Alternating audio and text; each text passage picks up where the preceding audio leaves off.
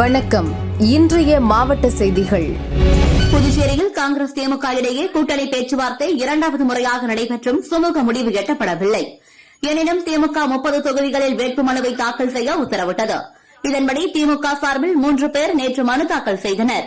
காங்கிரஸ் தரப்பில் முன்னாள் அரசு கொறடா அனந்தராமன் மணவெளி தொகுதியில் வேட்புமனுவை தாக்கல் செய்தார். வேட்பாளராக அவர் அறிவிக்கப்படாத நிலையில் வேட்புமனுவை தாக்கல் செய்த கையோடு ஓட்டு சேகரிப்பில் அதிரடியாக களமிறங்கினார். இந்த புதுச்சேரி மாநிலத்தோடு இதுவரை இல்லாத ஒரு மரபை தேர்தல் ஆணையம் இன்னைக்கு கடைபிடிச்சிருக்குது. அதாவது ஒரு 20 நாள் கூட அவகாசம் கொடுக்காமல் 7 நாள் வேட்புமனு தாக்கல் செய்வதற்கும் பிரச்சாரம் செய்வதற்கு 10 நாள் மட்டுமே கொடுத்திருக்குது. குறிப்பா காங்கிரஸ் கட்சி வெற்றி பெற்றுவிடும் என்று சொல்லக்கூடிய மாநிலங்களான நம்முடைய புதுச்சேரி மாநிலம், கேரள மாநிலம், அசாம் மாநிலத்தை மட்டும் முன்கூட்டியே அவசரமாக உள்நோக்கத்தோடு பாஜகவுடைய தூண்டுதல் அடிப்படையில் தேர்தல் ஆணையம் தேர்தல் தேதியை அறிவித்திருக்கிறது. அதனாலே நாங்கள் விறுவிறுப்பாக, ஏன்னா என் தொகுதியை முடிக்கிறது பார்த்தீங்கன்னா 1 மாசம் ஆகும். கிட்டத்தட்ட 9 கிலோமீட்டர் தொகுதி, ஏறத்தாழ 15,500 குடும்பங்கள் வசிக்கக்கூடிய ஒரு தொகுதி, பெரிய தொகுதி. அதனால எனக்கு நேரம் இல்லாத காரணத்தினால, என்னுடைய மக்கள் மத்தியில மிகப்பெரிய வரவேற்பு இருக்கின்ற காரணத்தினால நான் பிரச்சாரத்தை வேகமாக ஆரம்பித்திருக்கிறேன். நிச்சயமாக காங்கிரஸ் இந்தியா கூட்டணி மிகப்பெரிய வெற்றியை புதுச்சேரி மாநிலத்தில் பெற்று இந்த ஊழல் ஆட்சியை நடைபெற்றுக் கொண்டிருக்கின்ற ஊழல் ஆட்சியை வெற்று காகித பிராமிஸ் கொடுக்கக்கூடிய மக்கள் இதை உற்று நோக்கி கொண்டிருக்கிறார்கள். நிச்சயமாக இதற்கான ஒரு நல்ல தீர்ப்பை மக்கள் தருவார். சர்வதேச மகளிர் தினத்தை முன்னிட்டு மதுரை பெத்தானியாபுரத்தில் மகளிர் ஆயம் சார்பில் இன்று கண்டன ஆர்ப்பாட்டம் நடைபெற்றது. தமிழகத்தில் நடக்கும் கொலை கொள்ளைக்கு முக்கிய காரணமான டாஸ்மாக் மதுக்கடைகளை மூட வலியுறுத்தியும், ரேஷன் கடைகளில் வழங்கப்படும் செறிவூட்டப்பட்ட அரிசிக்கு எதிர்ப்பு தெரிவித்தும் இந்த ஆர்ப்பாட்டமானது நடைபெற்றது.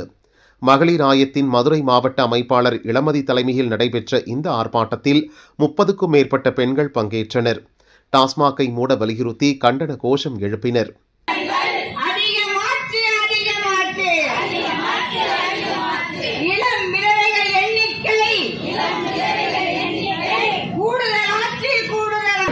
மது குடிப்பதனால் சிறு குழந்தைகள் முதல் 2 வயது குழந்தைகள் முதல் 90 வயது மூதாட்டி வரைக்கும் வன்புணர்ச்சிக்கு ஆளாக்கப்படுகிறார். சாலை விபத்துகள் நடைபெறுகிறது. வீட்டில் பெண்கள் வன்முறைகளுக்கும் வன்புணர்ச்சிக்கும் சீரழிக்கப்படுகிறார்கள் என்றும், இந்த ஆட்சியாளர்கள் இப்பொழுதாவது விழித்து கொண்டு பூரண மதுவிலக்கை அளிக்கிறேன் என்ற கோரிக்கையை முன்வைக்க வேண்டும். பூரண மதுவிலக்கை அளிக்க வேண்டும் என்றும், நாம் எதிர்கட்சியாக இருக்கும் பொழுது ஆட்சியாளர்களை விமர்சிக்கிறோம். நாம் ஆட்சியாளர்களாக வரும் பொழுது அந்த கருத்துக்களை அலட்சியப்படுத்தி விடுகிறோம் என்பது நிதர்சனமான உண்மை.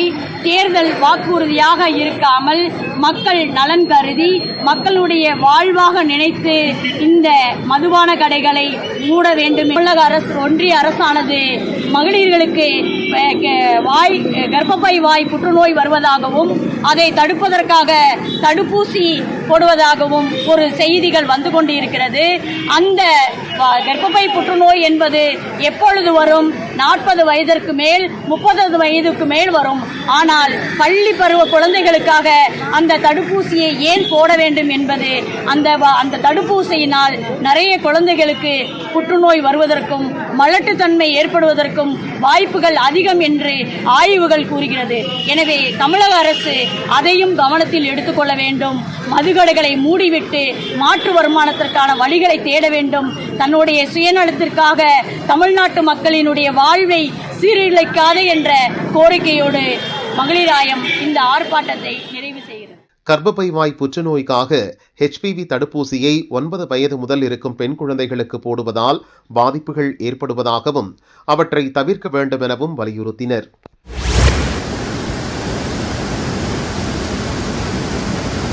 தமிழகத்தில் தற்போது கோடை மழை பரவலாக பெய்து வருகிறது. நேற்று தமிழக காவிரி கரையோர பகுதிகளில் கோடை மழை வெளுத்து வாங்கியது. இதனால் தருமபுரி, ஒகேனக்கல் காவிரி ஆற்றில் நீர் பெருக்கெடுத்து ஓடுகிறது. இன்றைய காலை நிலவரப்படி வினாடிக்கு 2000 கன அடி நீர் வரத்து பதிவு செய்யப்பட்டுள்ளது. ஆற்றில் வெள்ளப்பெருக்கு ஏற்பட்டுள்ளதால் மக்கள் குளிக்க தடை விதிக்கப்பட்டுள்ளது. ஐந்தருவி, சினி ஃபால்ஸ், மெயின் அருவியில் தண்ணீர் ஆர்ப்பரித்து கொட்டுகிறது. மழை தொடர்ந்தால் ஆற்றில் நீர்வரத்து மேலும் அதிகரிக்கும் என எதிர்பார்க்கப்படுகிறது.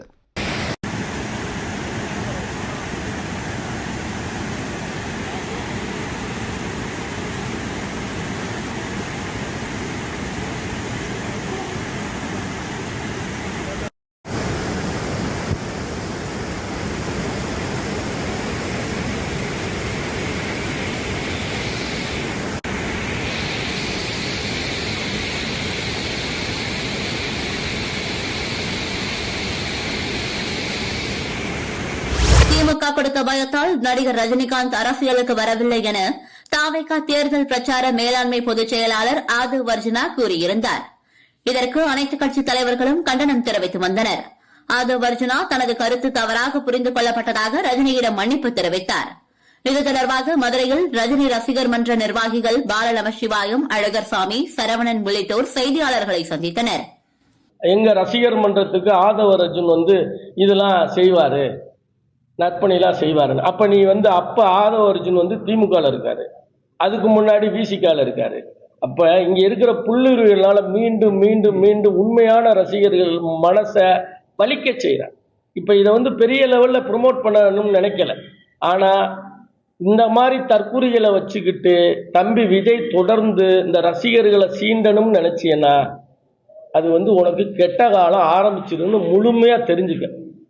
தலைவர் எப்படி காத்திருந்து பதில் சொல்லுங்கிற மாதிரி தேர்தல் நேரத்தில் அவர் கண்ணசைக்காக நாங்கள் ஒரு பெரிய கோடி பிள்ளைகள் காத்திருக்கோம். ஆதவர் அர்ஜுன் இன்னமும் பல இடங்களில் குழப்பம் பண்ணி இந்த தமிழ்நாட்டில் பல குடும்பங்கள் அவங்களால வீணாக போயிருக்கு. தமிழ் மக்கள்லாம் கேட்டுங்க, இவங்கெல்லாம் வாக்கு கேட்க வந்தாங்கன்னா இந்த தமிழ்நாடு மிகப்பெரிய பின்னடைவை சந்திச்சிடும். ஒரு தரமான நபர்கள் யாரும் இல்லை.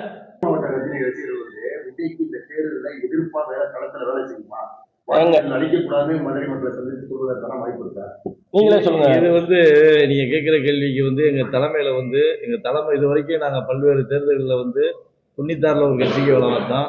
அதுக்கப்புறம் 98 2000 ஒரு எம்பி தேர்தல் வந்துச்சு. அதுல ஒரு இதுக்காக நம்ம இது பண்ணோம். இப்போ எங்க தலைமையில தான் எங்க தலைமை என்ன உத்தரவு போடுறாங்களோ அதுபடிதான் நாங்க நடக்க முடியும். நாங்க இண்டிவிஜுவலா தனிப்பட்ட முறையில் சொல்ல முடியாது. தலைமை உத்தரவு இப்போ போட்டுச்சுன்னு வச்சுக்கோங்க, போட்டு இப்படி அப்படின்னு சொன்னா எங்க குடும்பத்துல ஒரு 10 பேர் இருக்காங்கன்னு வச்சுக்கோங்க, அதுல 8 ஓட்டை நாங்க மாற்றி போடுவோம். தலைமை யாருக்கு சொல்றாங்களோ அதுக்கு தகுந்த மாதிரி நாங்க வேலை பார்ப்போம். உலக சிட்டுக்குருவி தினம் நாளை கடைபிடிக்கப்படுகிறது. இதையொட்டி புதுச்சேரியில் சிட்டுக்குருவி பாதுகாப்பு இயக்கம் சார்பில் பறவை இனங்களை பாதுகாக்கும் வகையில் பல்வேறு விழிப்புணர்வு மற்றும் முயற்சிகள் மேற்கொள்ளப்படுகிறது. அதன் ஒரு பகுதியாக சிட்டுக்குருவி தினத்தை முன்னிட்டு அனைத்து வகையான பறவைகளை பாதுகாக்க மண்குடுவையிலான கூடுகள் 1000க்கும் மேற்பட்டோருக்கு வழங்கப்பட்டது. மார்ச் 20 உலக சிட்டுக்குருவி தினத்தை முன்னிட்டு பாண்டிச்சேரியில் இதுவரைக்கும் 18 ஆண்டுகளாக நம்ம சிட்டுக்குருவி இனத்துக்காக நிறைய பல்வேறு நல்ல விஷயங்கள் செய்து கொண்டு இருக்கிறோம். இந்த வகையில் 18 வருஷத்தில் 18,000 கூண்டுகள் கொடுத்துருக்கிறோம். Aruna lab CT scan centre புதிய கிளை ஓப்பன் திறந்துவதற்காக அருணா லேப் இந்த வருஷம் 100 சிட்டுக்குருவி கூண்டுகளை வழங்கியுள்ளார்கள். இந்த முறை எல்லா பறவை இனங்களும் பாதுகாக்கணும் என்ற ஒரு முறையை பயன்படுத்தி புதிய வகையான கூண்டுகளை அறிமுகப்படுத்தியுள்ளார்கள். இந்த குடுவை மண்குடுவை மண்குடுவை கூண்டு இது எல்லா பறவை இனத்தும் கூடு கட்டும் வகையில் இந்த கூண்டை வடிவமைச்சிருக்கிறோம். முன்ன நாங்கள் மரக்கூண்டில் நம்ம கொடுத்துருந்தோம். இப்போ புதுசாக மண்குடுவைக்கான கூண்டை நம்ம கொடுத்துருக்குறோம். இது எல்லா வெதர்லேயும் இந்த கூடு எல்லா பறவை இனத்துக்கும் கூடு கட்டும் வகையில் தாங்கும் வகையில் இருக்கிறது. வெயில் காலத்தில் பறவை இனங்கள் குறைவாக ஆகிவிடும். ஏன்னா பார்த்தீங்கன்னா வெயில் காலம் வரும்போது பறவைகள் மற்ற மாநிலங்கள் குளிர் பிரதேசத்தை நோக்கி செல்ல ஆரம்பிக்கும். இந்த நேரத்தில் நம்ம வீட்டில் சிட்டுக்குருவிகளும் மற்ற பறவைகளுக்கும் தண்ணீர், தானியம் போன்ற வைத்து பொதுமக்களை பாதுகாக்க வேண்டும். தொடர்ந்து அருணா லேபு இந்த மாதிரி தொடர்ந்து நல்ல விஷயங்களை செய்து கொண்டிருக்கிறார்கள். அவருக்கு தான் நம்ம நன்றி சொல்லணும். பல முறை ஒரு வருஷமும் நம்ம சிட்டுக்குருவி விழா வரும்போது அருணா லேப் அழகரசன் அவர்கள் தொடர்ந்து நம்மளுக்கு முதல் உதவி கொடுத்து முதல் விழாவும் அவர் தான் நடத்துவார். எப்போதுமே இந்த சிட்டுக்குருவி ஃபங்க்ஷன் வந்தால் முதல் விழாவை அவர் தான் நடத்துவார். அவருக்கு நம்ம நன்றியை தெரிவிச்சுக்கின்றோம். சிட்டுக்குருவி பாதுகாப்பு இயக்கம் சார்பாக நாங்களும் எங்களோட நன்றியை தெரிவிச்சுக்கின்றோம். மேலும் இந்த நாளை உலக சிட்டுக்குருவி தினத்தை முன்னிட்டு 4 நாட்களுக்கு இந்த அருண் பசுமை இயக்கம் சார்பாகவும் நாங்கள் 500 கூண்டுகள் கொடுக்க தயாராக உள்ளோம். இதை 4 நாட்களுக்கு கொடுக்குறோம். என்னோட இல்லத்திற்கு வந்து நீங்கள் பெற்றுக்கொள்ளலாம். இது வரைக்கும் 18,000 கூண்டு கொடுத்துருக்குறோம். அருணா லேப் சார்பாக வந்து 500 கூண்டு கொடுத்துருக்குறாங்க 5வது வருஷமா. சிட்டுக்குருவி பாதுகாப்பு எல்லா பறவைகளும் இப்போ பாதுகாக்க வகையில் தான் இந்த கூண்டை வடிவமைச்சுக்கிறோம். மரக்கூண்டை வந்து இப்போ நிறுத்தியாச்சு. அதுதான் மண்புழுவை கூட போட்டுருக்குறோம். ஏன்னா இது வந்து மரத்துலையும் மாட்டிக்கலாம், அணியாமலை கூடு கட்டும், பச்சைக்கிளி கூடு கட்டும்.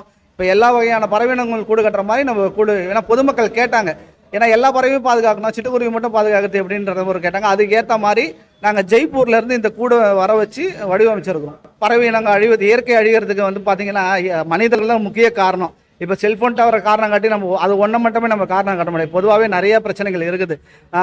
நான் எவ்வளோ வேஸ்டேஜ் போடுறோம், பல்பு கம்பன் போடுறோம், புகை இருக்குது, வந்து இந்த மீன் கழிவுகள்லாம் போடுறோம், நிறைய விஷயங்கள் எவ்வளோ இருக்குது. அதை வந்து நம்ம சொல்லிக்கிட்டே இருக்க முடியாது. மக்களாக வந்து முன்னிறுத்தி வீடு கட்டமைப்புகள் மாறி போச்சு. இன்றைய ஜென்ரேஷனுக்கு வந்து வீடு கட்டமைப்புலாம் சுத்தமாகவே மாறி போச்சு.